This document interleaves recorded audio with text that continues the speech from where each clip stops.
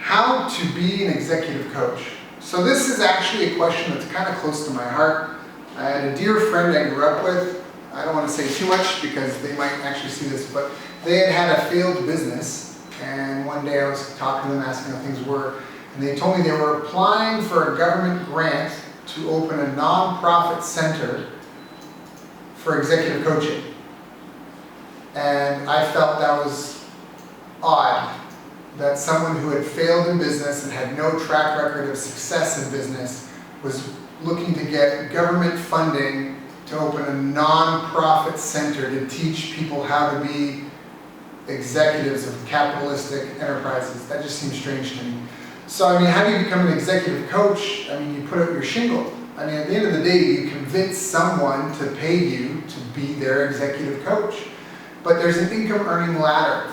And so this ladder, how it works is at the bottom of the pyramid, you've got generalists. And so if we took the term like dentist, dentist makes what a typical dentist makes in that part of the world, part of that country. But above the generalist, you have a specialist. Maybe you have like an orthodontist. And an orthodontist can do what a dentist does, but they have specialized training for specific things. And the dentist might be able to figure out how to solve that problem, but the orthodontist gets higher pay because it's streamlined. There's a greater certainty and successful outcome because they are a specialist. Therefore, I'm paying a premium because I'd rather pay you the premium than the time and potential failure of having a dentist try to figure it out.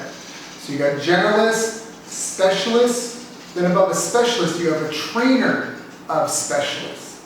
And trainers of specialists typically earn more, maybe because they might not be the best in the industry, but as a trainer, you have some sort of kind of guarantee and comfort in knowing you should get industry standard at worst, right? If I'm hiring a trainer of specialists, then I should get like an average of all the specialists out there, right? I won't get the worst of the bunch because this one's training them how to be specialists. So you have generalists at the bottom, then you have a specialist, and you have a trainer of specialists, and at the top, the people who make the most, who make more than anybody. Any guesses? Who do you think it would be? The celebrities. Why? Because of the laws of supply and demand. Dr. Phil might be a specialist in counseling, but because he's had a TV show and has millions of followers, if he were to auction off an hour of his time, that might bid the price up. So it's way higher than anyone else in his field type thing. That's the scenario. So how do you become an executive coach? Well, you have to figure out where are the executives, and you have to talk to some executives and get them to share with you problems that they're experiencing, and you have to prove to them enough to believe in you and pay you some money that you can help them solve that problem. And then you need to be able to deliver. Otherwise, you're going to have unhappy clients. And if you're not sure you can deliver, the best thing I can say at the beginning is to just be candid about your experience and tell them to be upfront, like, I'm new to this, and da-da-da-da. And people are willing to take a chance if you're new. You got to get your experience. And now in the beginning, maybe you're just doing it for free just to get the reps in, just to get that muscle memory going, get those exercises, get that track record. But how do you become an executive coach? You just get up and you start doing it. You do it. You go, you do it. That's it. You start working on your 10,000 hours.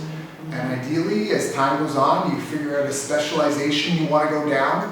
And you go down that specialization road. And you keep your eyes on top of what else is going on. You learn what you can. You read the books. You do the courses. You stay on top of what's happening. That way you're on the edge of what's happening in your field, and one day you go, hey, I'm an executive coach now.